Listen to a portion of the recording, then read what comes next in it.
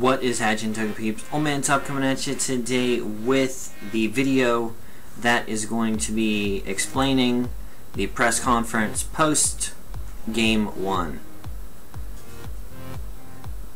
You know, the game where we got 6-0'd by Cooper, who was really, really good? Yeah, that game. So, first off, I was so frustrated that match. And I mean, Cooper played well. He had a super bulky team. And unfortunately, what I had in place was not enough. Really did not expect the Vaporeon, which was a mistake. Really thought Starmie was going to be there instead, which why I had planned more for Starmie and not Vaporeon, which was evident. Few mistakes made on my part, not bringing Rotom Ghost form, as well as not bringing Mamoswine. The Rotom not coming last minute was a game time decision, and I regret not bringing him, as the set I had would have been very valuable. Mamoswine has had a few issues in the locker room, not showing up to practices on time, getting fined. I had a sit down talk with him this week though, and I believe all of those problems shall be rectified, and he will be ready to go should he get called to play in Week 2 against John, aka Pokemon, the coach of the New Orleans Pelipers, arguably the hardest hitting team in the league. Even though we got beat by Shady in Week 1. Just throwing that out there. But anyways, today is May 4th, so let the 4th be with you. Yeah. Shameless plug for Star Wars because I'm a geek. So let's get right into your questions. I apologize for the unprofessionality of me reading them directly from the screen, and I hope it doesn't mess with the recording. Emmett recommends bringing Stallbreaker sets, which I couldn't agree with more. So yeah, my team just really, after the Azumarill burn, broke down, and that really demoralized the team and me right off the bat, and that just kind of, yeah. Unfortunately, what I had left didn't hit hard enough to take down what he had, and he just outplayed me beginning to end.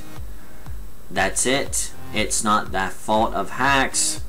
The Parahacks was unfortunate on Hitmontop, so yeah, I'm not gonna say I got beat strictly to hacks because that would be a bunch of crap. Anyways, back to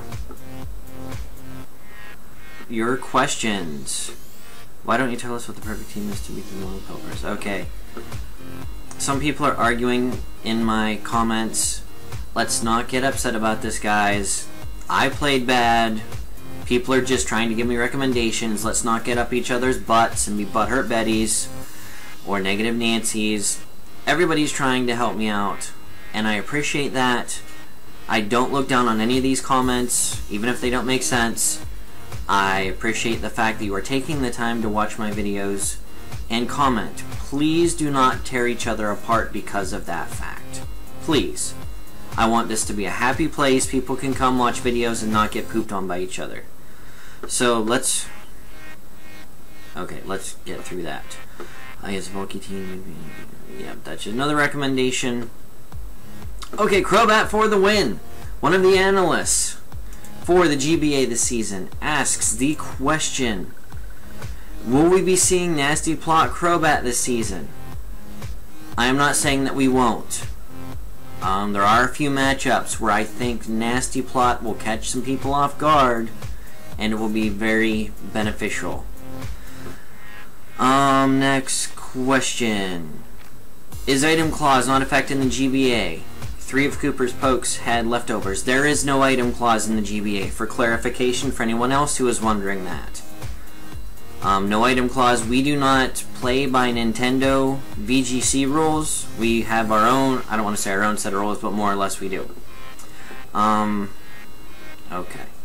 Next question. thank you very much, everyone who is showing support for the team, even though we had a very, very poor start. A lot of these comments were just more or less keep your head up, and I appreciate that greatly. Okay, Mighty Quinn asks, what changes can we expect to see for Week 2? I'm going to get this out of the way. I played with a team I was not comfortable with Week 1, and I'm not blaming it on that, because I put that team together. It was not the specific team anyone recommended for me. I have a few people helping me playtest, but I do not want to go into another week with a team that I am not comfortable running. The synergy on the team that I took in was decent, but obviously it had its flaws, and I was not comfortable making the switches I made. Obviously not having an answer to Scald, which will be addressed in Week 2, that's for sure. 2 of the pokes benched, resist it, and or are immune to it. So, yeah, take that as you will. And please don't mind the mess on the table behind me, as to was laundry day in the Old Man Tub household. Okay, other things, I want to play with a team I'm more comfortable with. I want to play with a team that I can be confident making switches and things of that nature. I'm not going to reveal because this will go up before John and I play. Another question, so everyone knows, the games are not played on Sunday. Generally, they are played around midweek, so if you would like to talk to me about something or make a recommendation of a set, or hey, I think this Pokemon could really exploit his team, like Mamoswine kind of does again this week. Hint, hint. Hit me up on Twitter. It's the easiest place to catch me. Link will be in the description to my Twitter. DM me there, etc., etc. Okay, keeping up manual did well. Thank you very much. And from the home crowd in Pittsburgh.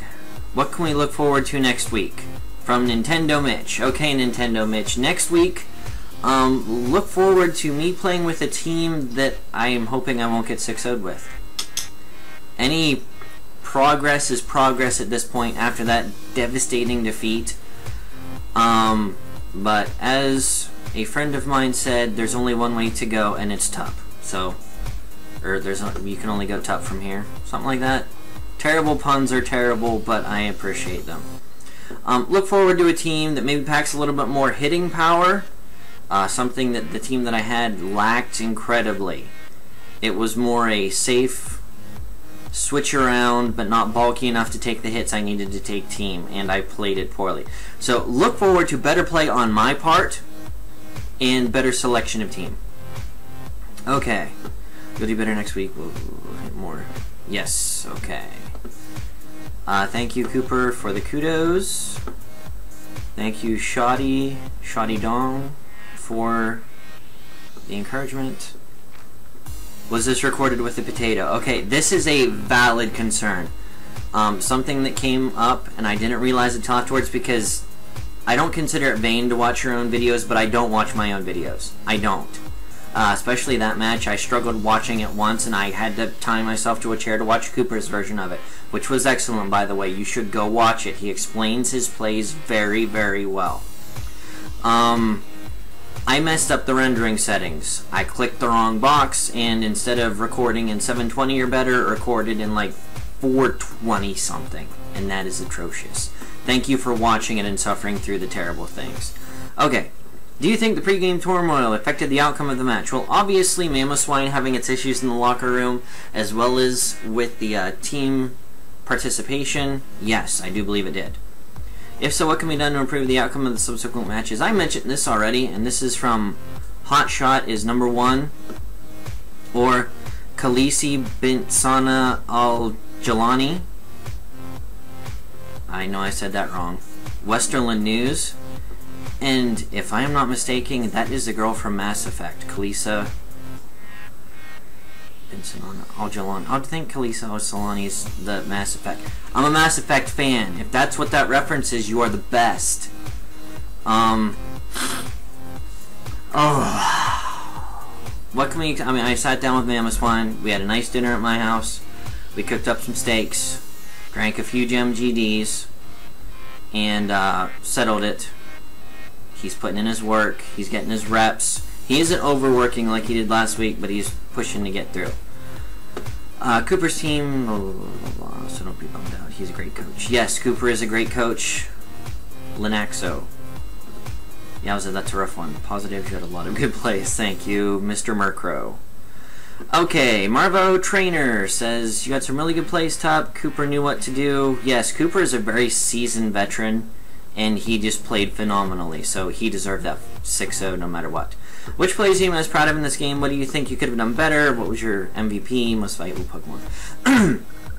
The one double switch I made to get Crobat in on Blissey, I was very happy that that went the way it did, considering he was playing moderately safe the whole match. I thought I gained a slight bit of momentum, but unfortunately I couldn't capitalize on that because he had the appropriate switch. And the Hitmontop Stone Edge on Vaporeon, not Vaporeon, Zapdos on the switch, which nearly killed. Oh, if that would have been a crit, it would have changed. It would have been at least a 5-0 instead of a 6-0. Anyways, yeah. That's what I'm most proud of. And I'm going to call Hitmontop and/or Hitmontop. Sorry, my dog is going crazy in his sleep.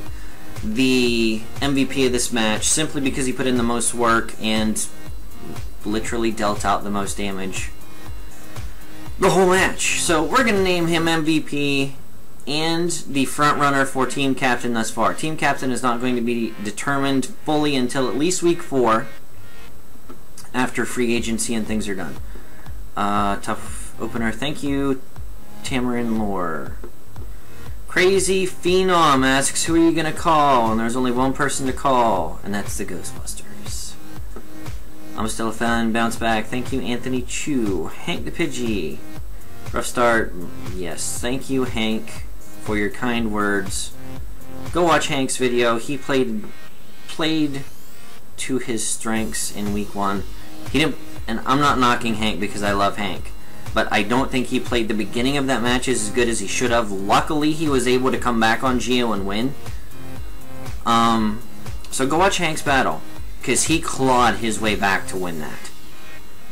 So he was able to overcome a poor start. Things didn't start well. Thank you, Louis Ruffiani. What changes can we expect going into week 2 from Sharpedoite? I already kind of mentioned that. Look forward to seeing some heavy hitters, a team I'm a little bit more comfortable with. The team is slowly meshing and becoming better. Okay, that guy's just telling me how bad I screwed up. And thank you everybody for the constructive criticism and not just taking a huge dump on my chest.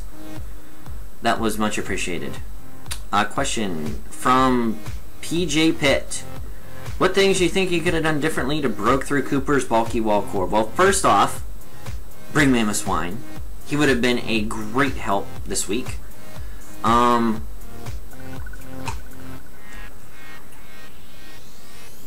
Still May the 4th.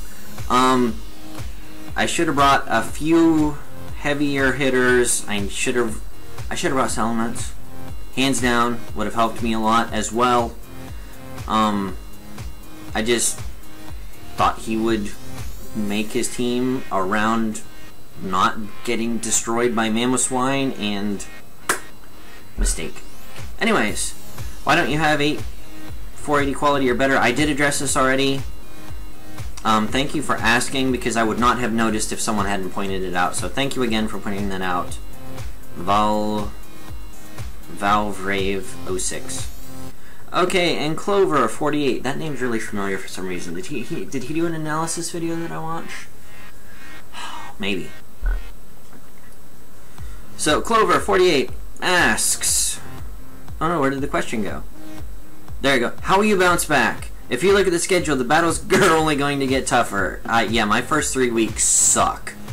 Cooper, the bulk of the bulk, John, aka Pokemon, the heaviest of the hitters, and then we have Miguel, quite possibly the best overall player in the GBA. Quite possibly the best overall player in the GBA. Even though my team matches up well against his, Miguel is a mastermind at play testing and prepping his team. I just have to go in and play to my strengths, and hopefully we'll come out of there with what will hopefully be our second win of the season. And then in division rival, Shady Penguin. Shady Penguin, who just beat John. I'm really looking forward to that match because I think our teams match up really well against each other. And I am looking for that to be the, as long as we both play well, closest game of the season. So look forward to that. What will be the difference between those battles and this one? What's going to be the difference there is I learned a lot this week, which I haven't mentioned yet, is about the mental preparedness and stress and fatigue that comes from preparing, knowing what your guy can bring, and you can only bring so much to stop. And that was a problem I had with Cooper, trying to figure out which walls he was going to bring, and 3 of the major threats that I planned for he didn't bring, and that, yeah. Anyways, so hopefully I've learned a lot about preparing, not overthinking it, because the first team, the sad fact is the very first team I put together to play test would have just pooed all over Cooper. I mean, granted, he probably would have put on a fantastic match, but I feel I could have won with that team.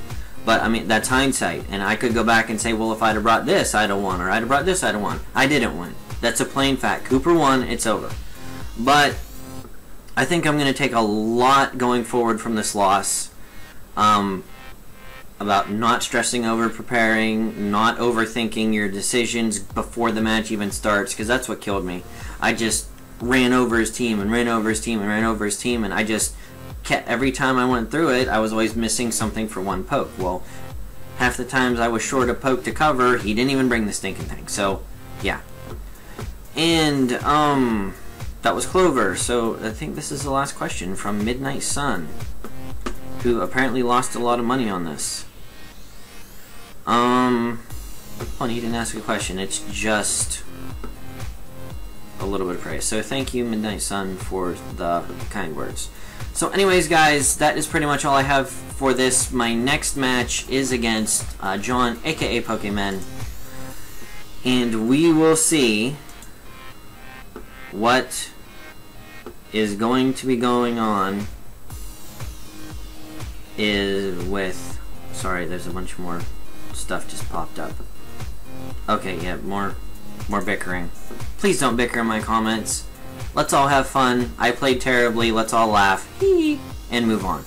But anyways, guys, this is Old Man Tup. Again, link to my Twitter will be in the description. If you have any questions, comments, or constructive criticism you'd like to give to me directly, I do generally reply quicker and get notifications better on my Twitter because it's on my phone and I don't sit down in front of the computer as much as probably some of the other guys do.